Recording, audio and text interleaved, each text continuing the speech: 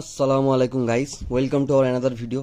আর আজ ভিডিওটা প্রায় অনেক দিন পর আসছে। আর যারা যারা আমার চ্যানেলে নতুন তারা চ্যানেলটা সাবস্ক্রাইব করে নাও, আর যারা পুরনো তারাও আরও চ্যানেলটাকে শেয়ার করো বেশি বেশি করে। আর দেখতে পাচ্ছ তোমার এখানে আমার পাখির সেটআপে পুরো একদম ফাঁকা, কোনো পাখিই নেই। আর এইটার কারণ হচ্ছে আমি বলেছিলাম যে আমার পাখির সেটআপটা আমি নতুন করে বানাচ্ছি। আমার জায়গাটা অনেকটাই শর্টেজ এবং আমার ব্রিডিং প্রোগ্রেস হলে আমার মনের মতো পাখি আমি কিছু রাখতেই পারি না, যার কারণে আমি পাখির সেটআপটাকে একদম নিউ করে পাখির সেটআপটা তৈরি করছি। আর এখানে যে কেজগুলো আছে এগুলো কোনোটাই সেল নয়, এগুলো আমি স্টক করে রেখে দিচ্ছি এখন তুলে সাইডে। তো এইগুলোতে আবার আমি পাখি রাখবো। এবং আমার চ্যানেল যারা যারা ফলো করো তারা তো জানোই। আর এখানে দেখতে পাচ্ছ ট্রে, পুরো একদম এভরিথিং পাখি আমি এখান থেকে সরিয়ে নিয়েছি এবং পাখি সরিয়ে নিয়ে কোথায় গিয়েছি কোথায় রেখেছি এটাও তোমরা দেখতে পাবে। তো এখানে কেজগুলো দেখে নাও। কেজগুলো এখন আমার কাজ হচ্ছে আমি এগুলোকে পুরো একদম সেট করে নিয়ে পাখিগুলোকে ট্রান্সফার করে দিচ্ছি। দেখতেই পাচ্ছ এখানে সানকনুরও আছে আর ভ্যানের বদ্রি পাখিগুলো আছে, এগুলো ট্রান্সফার করে নিয়ে আমার একটা বন্ধুর ঘরে। তো দেখতে পাচ্ছ এখানটায় আমি পাখির সেটআপটাকে একটা বন্ধুর বাড়িতে এরকমভাবে এখন রেখেছি। তো এখানটায় জায়গাটা অনেকটাই ঠান্ডা মতো আমার পাখির সেটআপের তুলনায়। আর পাখিকে গরমের হাত থেকে তোমরা কি করে বাঁচাবে, তো সেই বিষয়ে আজকে ভিডিও হবে।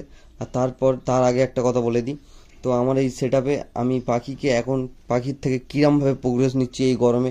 দেখতে পাচ্ছ এখানে হল্যান্ডের বাচ্চা আছে। এরপরে ভিডিওতে তোমরা আরও প্রোগ্রেস দেখতে পাবে। ভিডিওটা পুরো শেষ পর্যন্ত দেখার জন্য তোমাদের কাছে অনুরোধ রইল, এবং ভিডিওটা পুরো শেষ পর্যন্ত দেখো। আর চ্যানেল নতুন হলে চ্যানেলটা সাবস্ক্রাইব করে দাও। আর এই চ্যানেলে আমার পাখির সেটআপটা আমি কেমনভাবে বানাচ্ছি পুরো ডিটেল ভিডিও আমি তোমাদের সাথে শেয়ার করবো, যে আমি কেমনভাবে পাখির সেটআপটা প্রিপেয়ার করছি। তো এখানে আমার হোগোরোমো দেখতে পাচ্ছ, এখানে আমার জাভার পেয়ার আছে। তো এদের বক্স লাগানো আছে, এদের বাচ্চা আছে, এখানে দুটো লং টেল আছে। তো আমি কিছু কিছু পাখি সেল করে দেবো, যেগুলো যদি তোমরা কেউ নিতে চাও নিতে পারো। এখানে আমার যে জাভাগুলো দেখছো এগুলো পুরো ব্রিডিং পেয়ার জাভা আছে, এবং এর পুরোটাই আমি সেল করে দেবো। এর মধ্যে প্রায় 30 পিস মতো জাভা আছে, যদি কেউ নিতে চাও কন্ট্যাক্ট করো। এখানে দেখতে পাচ্ছ পাইনাপেল, ব্লু পাইনাপেল, সব double red factor single red factor সব মিলিয়ে আছে। তো এখানে আমার অ্যালবিনোর সাথে হোয়াইট ফেসের পেয়ার দেওয়া ছিল, এবং এদের বাচ্চা হয়েছে, এবং বাচ্চাটা হয়েছে পাল। এবং গরমে কীভাবে তোমরা প্রোগ্রেস নেবে, পাখিকে ডিহাইড্রেট খুব অত্যাধিক গরমের হাত থেকে বাঁচাবে। তো আজকে চলো সেই টপিকের দিকে যাওয়া যাক। তো এখানে আমার সানের সেটআপটা এরকমভাবে লাগিয়েছি, এবং সানেরও প্রোগ্রেস আছে। তো দেখতেই পাচ্ছ এখানে সানের ছোট্ট একটা বাচ্চা দেখতে পাবে, এবং ভিডিওটা দেখতে পাচ্ছ বাচ্চাটাকে বাইরে বার করিয়ে দিয়েছি, কারণ ট্রান্সফার করার কারণে এক জায়গা থেকে আরেক জায়গায় এসছে, ও বক্সে ঢুকে বাচ্চাটাকে খাওয়াচ্ছে না, যার কারণে আমি বাচ্চাটাকে বাইরে রেখেছি। এবং বাচ্চাটা আস্তে আস্তে 2-3 দিন সেট হয়ে গেলে আমি এটাকে ভিতরে করে দেবো বক্সে। তো এখানে দেখতে পাচ্ছ এটা কিছুদিন পরের ভিডিও। সানের বাচ্চাটা অনেকটাই বড় হয়ে গিয়েছে এবং চোখও ফুটে গিয়েছে। তো এরপরে আরও একটা প্রোগ্রেস দেখাচ্ছি, চলো। এখানে দেখতে পাচ্ছ একটা হোয়াইট ফেস ককটেলের সাথে একটা এমনি নর্মাল ব্ল্যাকের পেয়ার দেওয়া আছে, এবং তাদের বাচ্চাও এসছে হোয়াইট ফেস। এবং এই বাচ্চাটার প্লাগিংয়ের প্রবলেম হচ্ছে। তোমরা গরমে কিভাবে পাখিকে প্রোগ্রেসে রাখবে, গরমে পাখিকে অনেকে প্রোগ্রেসে নেয় না, হাঁড়ি খুলে দেয়, কিন্তু গরম সিজনে পাখি অনেকটাই ভালো ব্রিড করে, এবং যার কারণে গরমে পাখির ব্রিডিং অ্যাবিলিটিটাও ভালো থাকে। এবং গরমে কি করে ব্রিড নেবে, তো চলো ভিডিওর দিকে দেখা যাক। তো এখানে দেখতে পাচ্ছ নর্মাল গ্লুকন্ডি, যেটা গ্লুকোজ শরীরের এনার্জি অনেকটাই বুস্ট করে। আমরা রোদে ঘোরার পরে 1 গ্লাস গ্লুকন্ডি এসে ঘরে যখন খাই গরমের মধ্যে, তখন দেখবে শরীরটা অনেকটাই রিফ্রেশ হয়ে যায়। গ্লুকন্ডির কাজ হচ্ছে শরীরকে রিফ্রেশ করা, যেরকম ডাবের জল যাদের অ্যাভেলেবেল থাকবে এই গরমে তোমরা পাখিকে ডাবের জল দিতে পারো, ডাবের পানি, এবং গ্লুকন্ডি দিতে পারো, ইলেকট্রল দিতে পারো, খুবই ভালো। তো আমি গ্লুকন্ডিটা আমার কাছে অ্যাভেলেবেল ছিল, তো সেই জন্য দেখতে পাচ্ছ গ্লুকন্ডিটা কীরকমভাবে তোমরা পাখিকে প্রোভাইড করবে এবং দিনে কেমন প্রোভাইড করবে। তো এখানে আমার একটা 2 লিটারের পানির বোতল আছে। এখানে আমি কোয়ান্টিটি মতো আমার আন্দাজ অনুযায়ী আমি ঢেলে নিচ্ছি। আমার পাখির ফার্মে টোটাল 4 লিটার পানি লাগে। তো আমি 2টো বোতল দেখতে পাচ্ছি এখানটা ঢালার পরে এটাকে ভালোভাবে তোমাকে নাড়িয়ে একদম পুরো গ্লুকন্ডিটাকে একদম পানির সাথে পুরো মিক্সড করে নিতে হবে। তো তোমরা দেখতে পাচ্ছ এখানে আমি একদম পুরো নাড়িয়ে একদম এটাকে পানির সাথে পুরো একদম মিক্স করে নিচ্ছি, যেন গ্লুকন্ডি তলায় না পড়ে থাকে বা উপরে না ভাসে, পুরোপুরিভাবে প্রপার মিক্স করে নিলাম। তো এখানে তোমাদের এই বোতলটাতে দেখাচ্ছি, দেখো এই বোতলটাতে গ্লুকন্ডি দেওয়ার পরে আমি পুরো প্রপারভাবে এটাকে একদম নাড়িয়ে নিচ্ছি। এরকমভাবে আমি এক হাতে দেখাচ্ছি বলে একটু অসুবিধা হচ্ছে, তোমরা ভালো করে ঝাঁকিয়ে নাড়িয়ে নেবে। তো এটা পুরোপুরি নাড়ানোর পরে দেখতে পাচ্ছ এরকম একটা সাদা মতো হালকা হয়ে যাবে।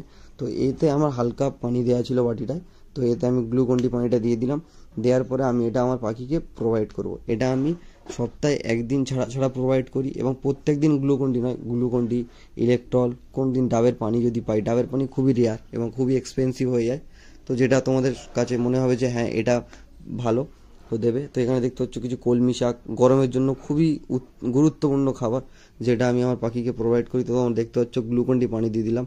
পাখির ডিহাইড্রেট হওয়ার কোনো চান্সই থাকবে না, গরমে তোমাদের পাখি মরবে না। এইভাবে তোমরা পাখিকে কেয়ার করো, আমি গ্যারান্টি তোমাদের দিচ্ছি পাখি কোনো অসুবিধা হবে না। গরমে পাখি বলছো হাঁপাচ্ছে, মরে যাচ্ছে, তো তোমরা পাখিকে এরকমভাবে যত্ন নাও, কেয়ার করো, দেখবে একটাও পাখি এক্সপায়ার হবে না। তো দেখতে পাচ্ছ পুরনো পানিটা বার করে নিলাম, তোমাদের সামনেই আমি লাইভ দেখাচ্ছি। আমি আমার ফার্মে আমি যা কিছু আমার পাখিকে আমি ইউজ করি, প্রোভাইড করি, প্রত্যেকটাই আমি তোমাদের সাথে শেয়ার করি A to Z। এবং দেখতে পাচ্ছ আমি নিজেই তোমাদের সামনে গ্লুকন-ডি গুলে পাখিকে প্রোভাইড করছি। এভরিথিং, সব রকম পাখিকে তুমি দিতে পারবে এটা।